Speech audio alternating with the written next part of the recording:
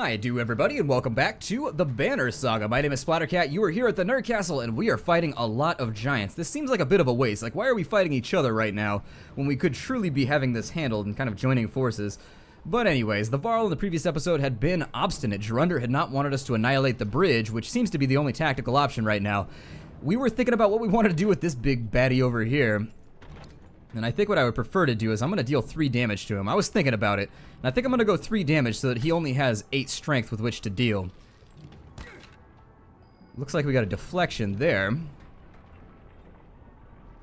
And now we need to start thinking about this guy right here. He's our next concern. So let's get his armor eliminated. Not to be confused with eliminated, which is where you just take lemon pledge and rub it all over your armor so that you smell nice and lemony fresh. 2 completely different circumstances that are easily distinguished. And I think it's where is he at on the combat raw? Oh good, both my archers get an attack. Okay, so let's start killing fools. First death. Hooah! How badass would you be? Like, how many numbers could you drop? I mean, how many, like, you could literally throw out the fishing rod at the old bar and pull back all kinds of numbers, I bet, if you had said that you had slain giants. Like, that's a pretty, that's high bragging right there. That is definitely not a humble brag. I'm gonna have him consider, I mean, this whole thing is folded right over here, and I would rather have one giant get through than all the giants get through by shifting. So I think what I'll do for now is let's continue working on his armor.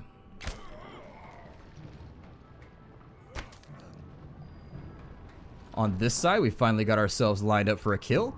So there it is. And he's gotten a promotion out of it too, which will be nice because we haven't had anybody that's been ready for the battle. Oh, interesting. He went for an attack that I didn't expect. Very, very interesting indeed. Okay, well at least he leveled up first before he went down. Now this does expose us in many, many different ways. I'm feeling as though felonies are on the breeze because we are just exposing ourselves all over the place. And so that big guy's not a concern right now. This guy is a concern though. So let's go ahead and he's got, how much? He's got 2 left. Let's go ahead and hit him as hard as we can right now so that he's down to 4 strength. This guy's going to join the line and he is going to wipe him out with his first swing. But on the bonus side, that's going to leave him completely and totally tapped out right now. And so there it is. He's now worthless. He can't really do anything. Like they can sunder armor, I suppose, but that appears to be about as far as they're going to go with the whole thing. On this side, what can I do now? Well, strength being what it is, I think I'm going to kill this gent. Because the enemy has joined a phase of armor sundering right now. And in the interest of keeping ourselves out of the back end of that armor sundering, I would prefer to just kind of score as many kills as I can in between here and the end of the fight. So there's another one right there. I could have used willpower, I know. We're saving it for this guy. We're going to have to sunder his armor like crazy. Let's kill off. He's our next highest DPS target. And these guys can't really do anything to us. So let's kill off Fasalt. I don't think that's going to make us friends at all. But sorry, Fasalt. You need to get yourself down. You need to back on up a minute and think about what you're doing. 2 more armor damage done right there. And I think what I'll go for with my tank is we'll go for the kill right there. So there it is. We've earned ourselves a promotion. And I'd really, really, really like to get ourselves into pillage mode before he goes into kind of his damaging situation. How far can he move? Not far enough. Just 1 too short, unfortunately. And so let's get into pillage mode now rather than later.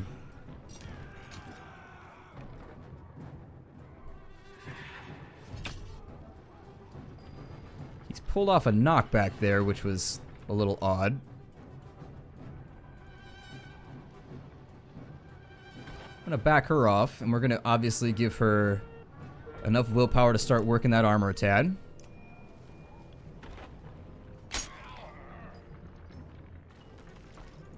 Eggle needs to get back up in here.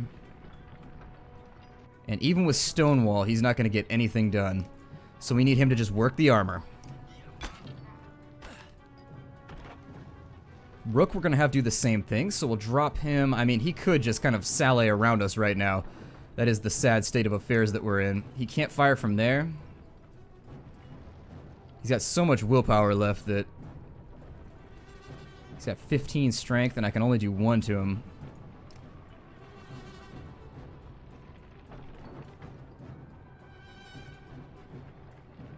Appears as though it doesn't matter where I go, he's still gonna be able to get at me.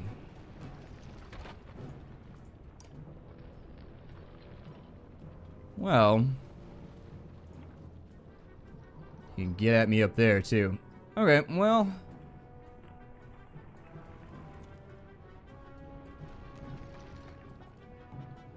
we do have options, luckily. So I'm gonna move him over to here. And that's just to create a diversion. Basically, if he decides to go after her, it creates space for Rook, and if he decides to go after Rook, it creates space for Alette. I'm gonna go for a full-on armor bust right here. Hopefully, if we get really lucky, he'll just stay and kill him. Nope. No such luck. And so he's decided to kill off Rook, unfortunately.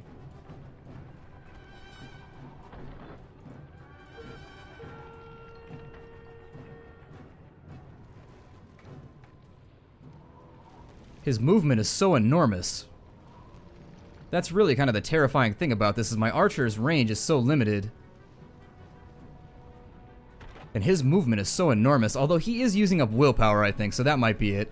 The willpower is what's allowing him to sort of close gaps here. Well, I mean, I'm gonna have to back off.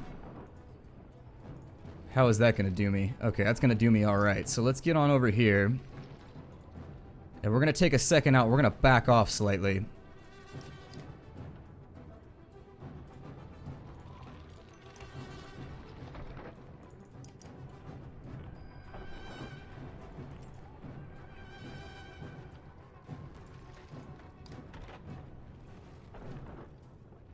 He's recharging his willpower now, which is a double-edged sword.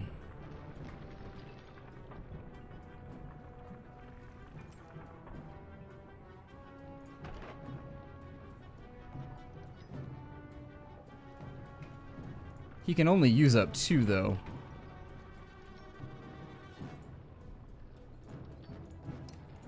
Let's go there.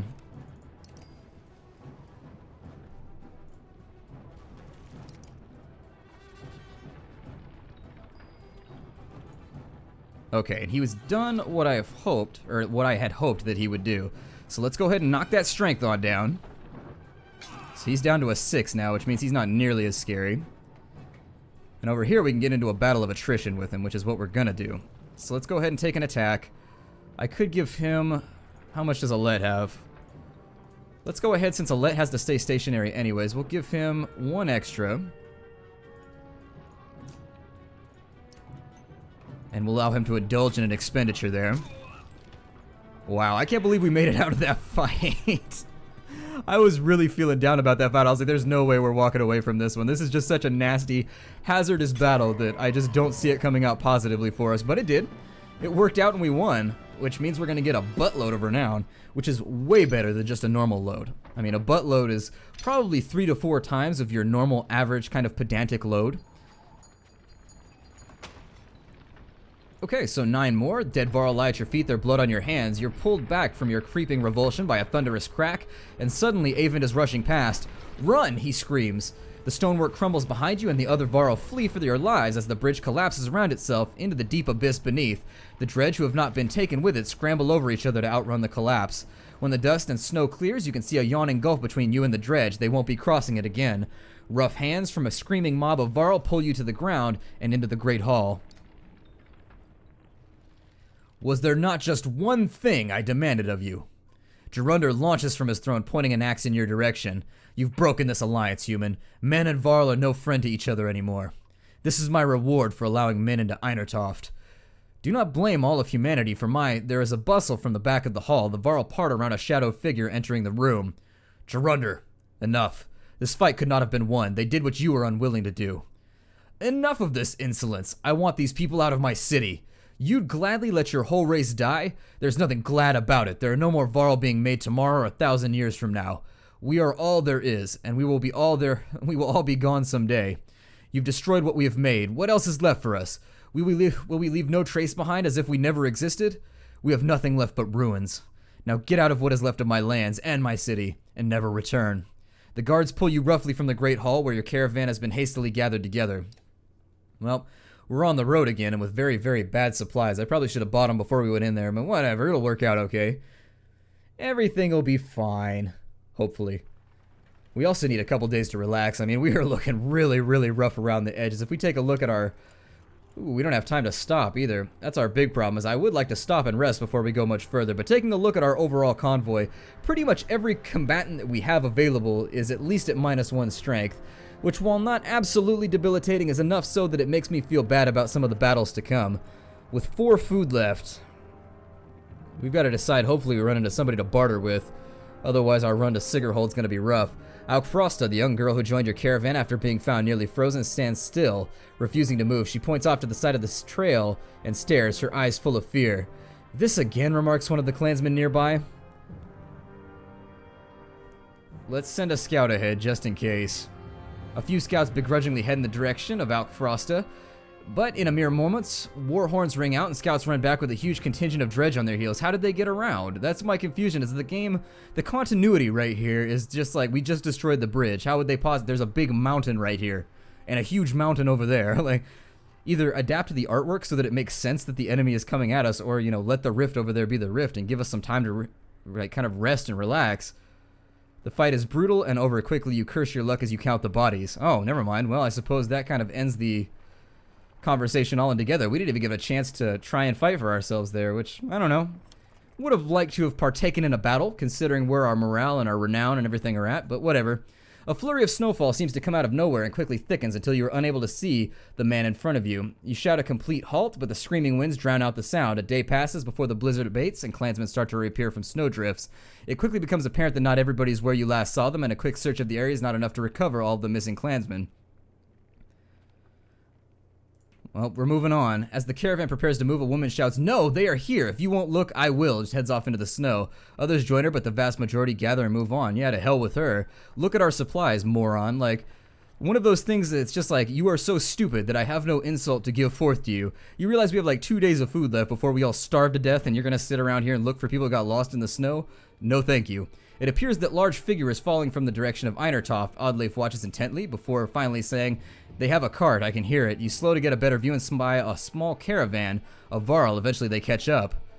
Let's see if we can get them to join us. Greetings, Ivor. It's been quite a while since we talked last, hasn't it? I know you. Ubin? Never imagined you'd be one to defy the king. What made you leave? Someone had to. What do you mean? Bellower is heading this way. Already? How is that possible? A group of Varl from Wormtoe showed up around the back of Einertoft the long way. Bellower and his army chased them across the summer path, they said. Past Wormtoe? That doesn't make sense. Bellower was at the bridge. He must have doubled back after the serpent appeared. While we fought on the bridge, he led half his forces around to approach Einertoft from behind. The attack on the bridge was a feint? Don't let anyone tell you the dredge aren't clever. Einertoft will fall within a day. Maybe not. He's following you. I thought one of you might know why. You exchange nervous glances, but nobody speaks up. Must be me, then. Is there something I don't know? There's quite a grudge he's holding if coming for you, Ivor. It doesn't matter. Our only chance is to get to Sigurholm. Juno will know what to do. We'll join you. I'll bring supplies and warriors, and my friend Gunnulf here bears a heavy sword. I believe he'd be happy to swing it for you. There we go. We managed to survive. I was figuring something like that might happen, but unfortunately, everybody's pretty grumpy at the moment. Let's go ahead and make camp, and we'll figure out if we can cheer people up for a second. With a week's worth of supplies left, that does buy us a little bit of time. We'll talk to Gunnulf, too, since we've got a bit of time to burn. You don't talk much, do you? You approach the massive green-clad Varl, who was sitting quietly by himself, eating bread. So? Just wanted to know anyone who can cleave a dredge in two like that a little bit better. I'm Rook. What to know? Ubin asked me to chop a dredge in two, and I chop him. You like that sword, huh? No, I love this sword. Given to me by old Skirmir himself. When I started working for Ubin, he says, I protect the king's collection, I protect the king. Gunnulf makes an expression somewhere between pain and frustration. I couldn't save it, though. He makes a hand motion like an object falling from a tall height and exploding. Mattered a lot at the time. I think it doesn't matter now. Skirmir is dead anyways. Traveled with Ubin for long? Yes, a long time. When I was young, I fought for another Varl. It didn't work out. But I learned to swing a sword. Ubin pays well, gives me plenty of things to kill. So, to be honest, too many things these days. You consider your response. I'll let you finish your meal. Want to be friends with Gunnulf, Rook? He plops the last hunk of bread into his mouth. Keep food in the cart. Okay, that's point well taken. We've got about a week out. We've gone about 4 days towards... I think we can take a day off to rest. And let's see what we can, let's do 2 days. And that should give us the ability to have a bunch of people who are ready to roll. There we go, our entire force is ready to hit the field. So now that we have Gunnulf, God, we have quite the force to think about right now. I'm gonna swap Ivor in for Egil, which despite having his arm chopped off, he appears to be, or is his arm permanently off right now? He's holding an axe, which made me confused. Okay, so he's able to knock people back still. His armor remains similar. And instead of Krumir, we're going to go with Gunnulf. We'll keep Mogan and Hogan, and I really do like this group that we have fielded. I'm going to miss having my spearmen, unfortunately. You guys said not to use Egil anymore, which makes me nervous. Let's close that down, and we'll take back our Barkin rune. And we also want to take, what was Trigvy's item? I think it just gave him a chance to hit double damage. Yeah, which actually isn't that amazing in this game. When you see it on paper, you think of it in terms of MMO statistics, where you're like, oh my god, double damage! But really, it wasn't that great. He has the ability, no, we do not want that at all. You back off, pal. Absolutely not. We're not going to promote you at this moment. Let's get our whalebone needle back. And what do I want to give to him to use? He could use just about anything. He's got the Barkin rune. Yeah, let's give him that. That's going to work out a bit better for him than anybody else, since he's got a shield and he's doing his deal, and he's able to knock people back, give us a bit of space as we play through. We haven't been buying a whole lot of upgrades and stuff lately, so I should probably do that. Gunnulf's ready to go, and what's it going to cost me to do that? 15, and we're at 49. So I want to be careful about who I promote at this point. We could either go with Rook, and Rook has already proved himself. He's a really good unit to have around, and having him able to sunder 6 of the enemy's armor in 1 turn would be really nice. That would be something that I could definitely see panning out for us in the future. Alternatively, we could go with Alette and make her a bit more robust. She's an Eagle Eye, he's a hunter. Okay, and with the Warhawk, we could beef ourselves up and make him just a killing machine, but he's already there, so I'm not seeing that as being a tremendous thing that needs to get done. I think I'm going to go with Alette first. She's going to cost 10, so we'll upgrade her. And I'd like to give her 1 more linkage, and then I'll also give her an extra willpower, so that she can presumably deal 4 damage, even if the enemy's heavily armored. And she can also sunder out 5 armor in 1 turn. I think that's going to be nice for her. I think her ability just went up to 2 armor damage, so we'll take that as well. I think it just undid me. Yep, there it is right there. So we'll go ahead and confirm those purchases. I like where she's at right now. She's squishy enough to where I don't want to mess around with her on the front lines. Beyond that, I don't want to spend too much more upgrading people. I could give Hogan and or Mogan an upgrade, but I'm going to back off it just for a minute and let's head off down the road. I'd rather save my renown for whatever's in the next city. We're probably going to find ourselves in Grumpelstein mode in the next little bit, but I think now that we've got everybody back up to weak morale rather than absolutely horrific morale, let's rest 1 more. Okay, so normal morale. Let's be back on the road. I'm willing to bet we'll probably catch a battle pretty soon. The game is not one for allowing you a lot of rest time. One thing that I've noticed is it is relentless in making sure that you're constantly being assailed. The caravan stops at a split in the road. Ahead, the path leading to Sigurholm veers off into the hills, which are now swimming with familiar black shapes. Veers off into the, not veals off, that's different. Dredge that way too, grimaces Avon. The summer path leads straight into Sigurholm, while taking the main road will add several days. They're every way now. I suggest we go around past Haukstorp. It adds several days. We don't have... Let's send a scout. Only 1 returns. I'll put it this way, he says. We're not getting through that way. It's like they're emerging from the rock itself. Okay, well then we'll take the main road past Haukstop, I suppose. Or we could fight our way through. I thought I was going to remove that option. The scout says it's not going to happen.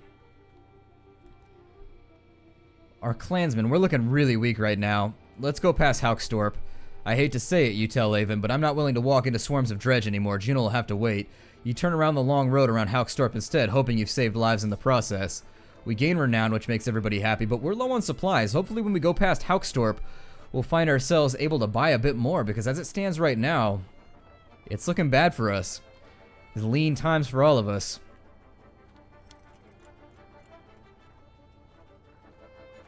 A gaunt man and woman approach the caravan, hands held high. A word, friends, the man says. We are poor farmers, down on our luck. The woman hits him and says, they're outlaws. Or we are outlaws, plain and simple. 10 of us and we'll help you in a fight for some food up front. What are your crimes? Misunderstandings, the man says. Meat houses are confusing. Never know when you've drank your share. The woman hits him and says, we've stolen, killed a few when we had to. Skills that might benefit you out here. We'll send him away. We don't have the extra food. Oh, they stole our supplies anyways? Damn it. I'm kind of getting a little bit sick of how, like, everything has, like, nothing good ever happens in this game. It's one of those things that's like, throw me a bone every now and again. Like, seriously? But anyways, we got a market, so it works out. I'm recovering. I'm happy again. You enter a village of miners who want to know what's been happening recently between the rumblings of the quake and the sightings of dredge in the distance. As you look around, you see a lot of elderly and children and know that these people will only be more mouths to feed. We'll let them make their own decision. You welcome anyone who wishes to join the caravan. Many do, while others choose to stay in their homes and see things through. You wish them luck. 68 clansmen, no fighters. Great. More mouths to feed and nobody that can swing a sword. This is where we're going to end our episode, so let me have a few minutes here, and we're going to take a look at some of the stuff that needs to get done. We've only got a couple of minutes anyways, and I feel like they're going to hit me with nasty things to do. Ooh, one renown gets 6 supplies, so we should probably do that. They have 84. I'm going to stock up to... Let's go to there. We're going to buy everything that they have, and that leaves us with 30 renown that we can play around with in the future. Halden's Razor. A pristine Viking logical device. And it gives us 3 will on rest. That's pretty good, although I don't rest for... Typically, if you've got a moment to rest, the fight is going strangely. It's going in your favor anyways to the extent that you don't really need it. That gives +1 armor, serpentine earrings, or serpent earrings, plus 10% chance to dodge a strength attack. Or the Dragon Stone, which gives 3 freebie willpower. Not a terrible thing to have on hand. I'm going to save my renown for upgrades, though, for now. Let's go to our hero's den. And having bought out the entire fort, we can now decide a little bit more safely who we can level up. I think we probably want to get Ivor going pretty soon. Hogan and Mogan I do like, but up against anybody with a shield, they're a bit of a problem. Avind would be nice to bring along, but the thing with Avind is that I'd rather save him as a backup plan because he's maxed out. The downside to that being he's very limited in his uses. Crewmere can afford a level up, as can Gunnulf, as I remember. Gunnulf can go up to level 4, and so I think I'll spend the 15 on him to go to level 4. Now with him, his big weakness is the fact that he doesn't have enough willpower to do anything.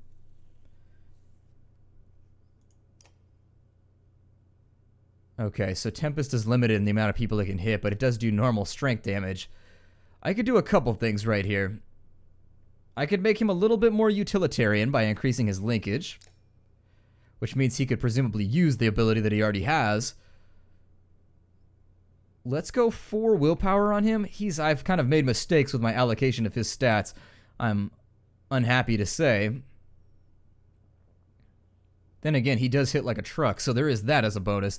18 damage is nothing to scoff at if you can get him in there and allow him to get a hit off before anybody else returns fire. I think I'll go with an extra willpower. I'm torn between giving him the ability to break armor a little bit better or going with that right there. Let's go with a little bit of extra willpower, I think. And he's ready for another promotion already. He's rank 5. We already knew that, though, I think. Hogan and Mogan, we could give them a little bit of ground. We could upgrade them to there, and that would improve his ability up to 5 hits, which would be nice. Oddleif, I would rather upgrade, though. Either Alette, I'm sorry, not Oddleif. I'd rather upgrade Alette or Rook. And I think given her ability, I would rather go with her. Her ability is really, really nice. No offense to Rook's ability, but hers is out there in the clouds. So if I promote her, I'm going to go on with a full-on upgrade right there so that she can do full 5 damage armor sunderings 2 turns in a row. Seems like a good thing to allocate for her. I could go for more strength, but the excess willpower is looking nice right now. Part of me, since I may leave it at 9, and on her next level up, I may go for 9 strength so she can hit a bit harder. But for now, I'm going to keep them at a divisible by 3, just so, you know, she can do that 3 times in a row. We'll confirm it, and there it is. My name is Splattercat. Thank you for joining me in this episode. I'm going to cut this one a tad short. I hope you're enjoying it thus far. I'll see you guys in the next episode. Take care out there, and hopefully our luck starts to turn around, because as of right now, I feel like luck is just peeing in our eye repeatedly, and that's a great way to get pink eye. So I'll see you guys tomorrow. Take care out there, everybody, and farewell. I'll see you on the road.